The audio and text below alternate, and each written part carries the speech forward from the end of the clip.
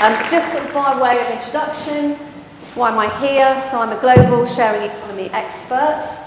I'm Chief Sharer and founder of The People Who Share, and we are a social enterprise, and we are best known for a global initiative called Global Sharing Week that takes place this year between the 5th to the 11th of June, and I hope lots of people will participate in that. The People Who Share is a social enterprise, and what we do is we help people and companies to discover and access the sharing economy. You won't see much of this branding up online because we are relaunching next week with a brand new website, look and feel, and lots of different services and lots of content. Most importantly, linking to lots of partner sites for you to be able to access and discover the sharing economy. I mentioned we run campaigns like Global Sharing Week. We have a global partner network. We have consultancy and delivery for across sectors, private, public, social enterprise sector, voluntary. We have an initiative called Share Your Spare that's launching next week, where people who have spare things that they want to share will be able to do that through the platform. And we have something launching called the Share Collection, enabling people to find different services that they may want to find. So, without further ado, what are the questions, what are the burning questions that people have around the sharing economy? Who's going to be that brave first person?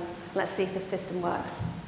Maybe like the startup ecosystem against the enterprise, like big corporate system, was a question between the two. Good question.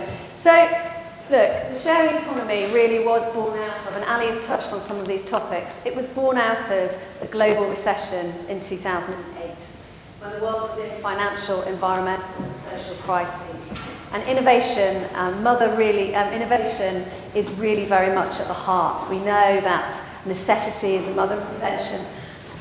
What we've seen huge amounts of innovation, starting with startups. Airbnb, of course, was a startup back in 2008.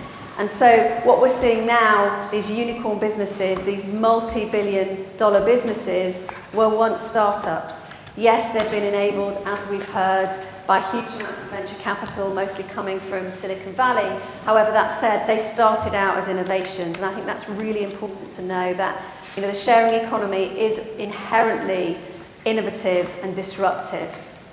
So I think it's important to know the role that innovation plays. I think when we start to look at some of the social questions, and I'm hoping that we're going to get onto that, we'll start to understand the differences between some of those that are driven socially and some of those that are driven by profit. There's obviously huge differences there. Any other questions? Yes. What do you think the fundamental sort of triggers are for trust within sharing economy? Yeah, so if you go to slide number, let's see if the system works. Let's have a look. Should have got more barriers. If you go to slide 14. 14. Thank you. So the question is about what in relation to trust specifically? Which factors encourage trust and which destroy trust in sharing economy? Okay, so we know, for example, that the number one barrier to sharing and to participating in the sharing economy is trust. When it comes to why do people trust, what do they trust, why do they trust one service, for example, over another service? So first of all, people trust people that they know. So for example, if people feel some kind of sense of familiarity, they're much more likely to engage. The reality here, though, is that it's all about perception. So the perception may well be that if you get into a car with a stranger, that something bad is going to happen. That's about perception. It's not about reality. But of course, in this game, perception is everything.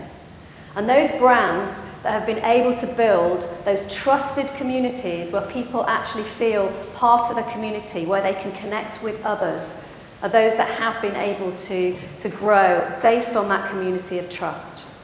There's also something called transitive trust, which is around this idea that where you connect with someone that you know, and you connect then with their friends. So that trust is then transferred to other people through that extended community.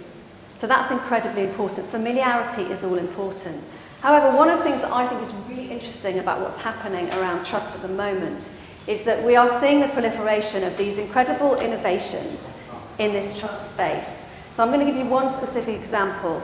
I worked on a project with Macmillan Cancer Support, and I think we've got a slide on that. Let me just find that for you. Let's have a look, slide 39. And Macmillan came to me because what they wanted to do was they wanted to connect volunteers to run errands for people living with cancer. Now, as you can imagine, you have one of the UK's most trusted brands, Macmillan Cancer Support.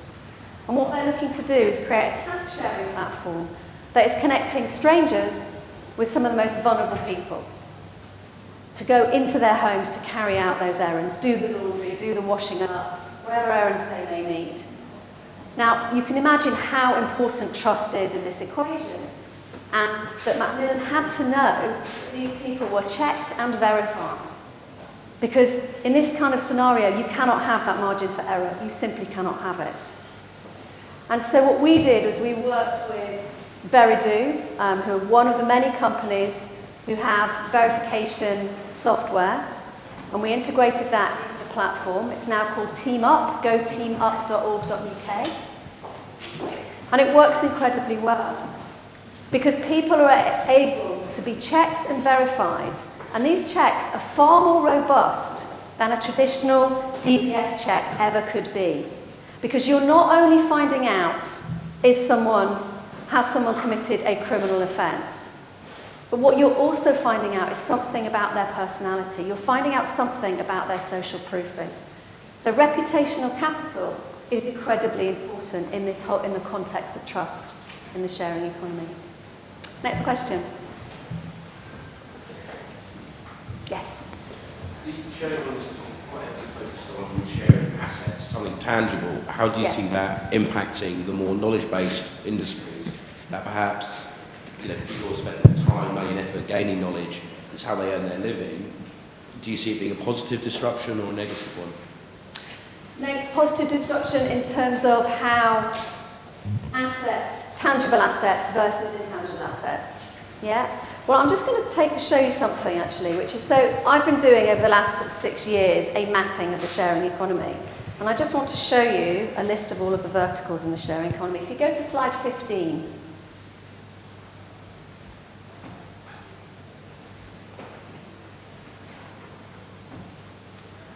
So this shows you 10 of the verticals. So we have things like learning, task, jobs and skills. So we've got communities and networks. We've got a combination here, even in this first 10. If you look at the next one, you start to see that actually the sharing economy very much is, simply put, it's a system built around the sharing of human, physical, intellectual resources. Now, in combination, that makes up the sharing economy.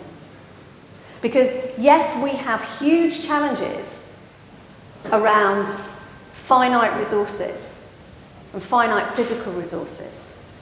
However, unless we are sharing our human resources and our intellectual resources, then actually we cannot solve those huge problems. Exactly as Ali said, it needs those exponential solutions.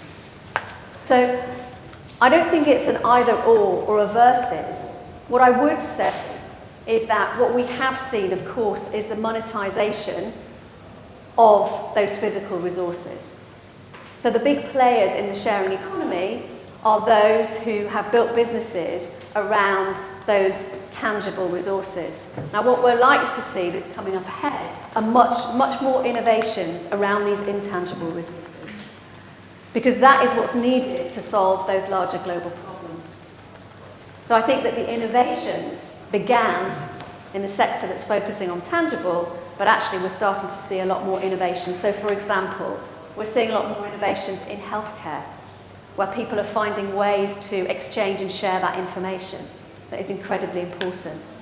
There's an app called iHelp, for example. So a piece of research showed that 40% of the people who die from cardiac arrest die because somebody with basic first aid skills could not reach that person soon enough. And so what they've done is they've built a network of first aiders. And in the instance of someone having a heart attack, cardiac arrest, they have been able to get people with basic first aid skills to that person 10 times faster than the emergency services. That is game-changing and life-saving. That is about connecting a human resource with another human resource. So that just gives you an idea of the power of what we're talking about. And we're already starting to see a lot more innovations in that space, and hopefully more to come. Next question. I know there are more out there. Yes. You spoke about trust, sharing issues. So there are the actors. How do we reward good behavior and do we exclude people with bad behavior? In many ways, the sharing economy is at its best when it is self-regulating. So we have these innovations. I mentioned some of the innovations, different platforms that are enabling people to check and verify that people are who they say they are. And platforms like E-Rated, where they're aggregating reputation. So it's incredibly important that we have that ability to discover for ourselves what people's reputation is. I think this is very much about that ability to self-regulate and having those innovative tools in order to be able to do that and deliver that. So I would say that really is at the heart of this. It's how we're able to share that knowledge about those positive experiences as well as about those bad experiences. And it's that collective intelligence and that ability and that desire to share that information that enables people to be safe and secure and have those positive experiences. So it's just as important that we share the negative experiences as the positive experiences. Any other questions? Yes.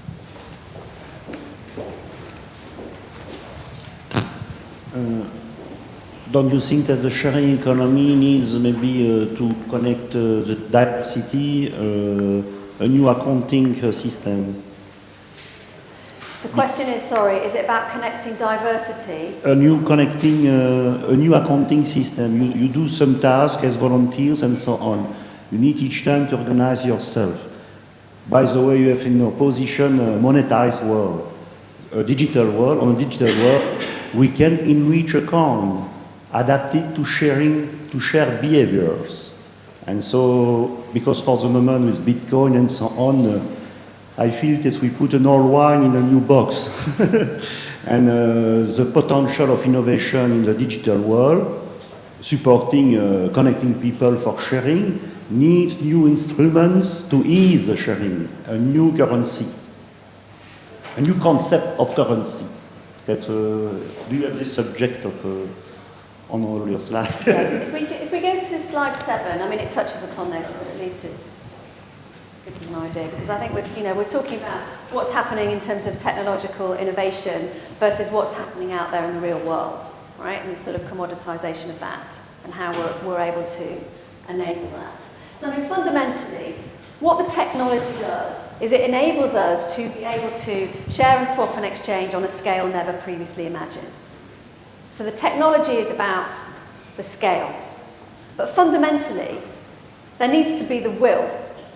There needs to be the drive in order to do this and have those kinds of experiences and engage in this. And if you go to slide 9, which is about participation, for me this is the most interesting part of the sharing economy because it is the people's economy. It is driven by people.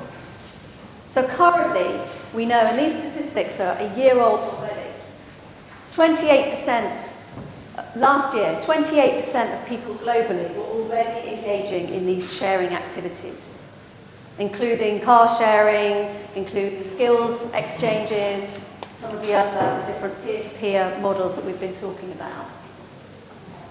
Now, I think what's interesting, though, is we start to look at these participation rates and we understand that it's people that are choosing to access goods rather than own them, because people recognise it. It's much smarter to do that. Now, in the first instance, we know, if we look at motivation, for example,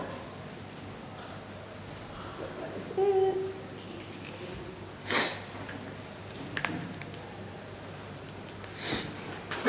find this slide. I don't find it in a minute. Okay, so if we look at slide 13. So the number one reason why people engage in the first instance in these activities is connected to money, which could be saving money, it could be making money, it could be about making ends meet, it could be about a lack of their own economic resources for themselves, for their communities, but that is a driver. But what's really interesting is that the reason that people then re-engage is about something else altogether. It's about connectivity. It's about connecting with other people and being part of a community. It's about the experience. So the reason why you people go back and engage again in these services is because of that money can't buy factor. Because not only are you connecting with other people and become part of a community, but you're doing something that is good for you, it's good for the planet, it's good for other people. So there's something that's much more altruistic that comes in, but it is about that experience. Because when you, for example, share a ride on LiftShare, you are connecting with another human being, you are building relationships. Whereas if you buy a car, you own your car, your car sits for 23 hours and 15 minutes a day and using the driveway. Well, where's the fun in that, for starters? So this experience is incredibly important because it's what drives people back. And why the sharing economy was born out of recession was because we were in a time of crisis where people actually wanted something more. They realised that actually, yes, they needed to do more with less, but actually there's been this search for meaning. And we've seen, for example, in the business sector, this whole rise of conscious business, of meaningful business. This idea of bringing humanity in the workplace has been something that's a theme that's emerged over the last 8 years. And so actually this whole idea of like who we are as people and how we connect is incredibly important because you're absolutely right. When you talk about old wine in new bottles, to share is to be human. We would not be here as a society were it not for sharing. We've survived through sharing. And the most important lesson that we ever learn as children is to share. But what happens as we grow up is we forget that all-important lesson. And what we're seeing now in the world is the re-emergence of that understanding of the importance of sharing. Because when you look at it this way, yes, our resources are finite, and we live on a planet with a growing population, but we have an unlimited capacity to share and collaborate. And if we can unleash that, there's no end to what we can do, what we can achieve. And that's the reason that I launched and set up the People Who Share. And that's the reason that I work in this space as a social entrepreneur, because I know that if we can unleash that potential, then we can solve these complex problems, because sharing has the capacity to do that.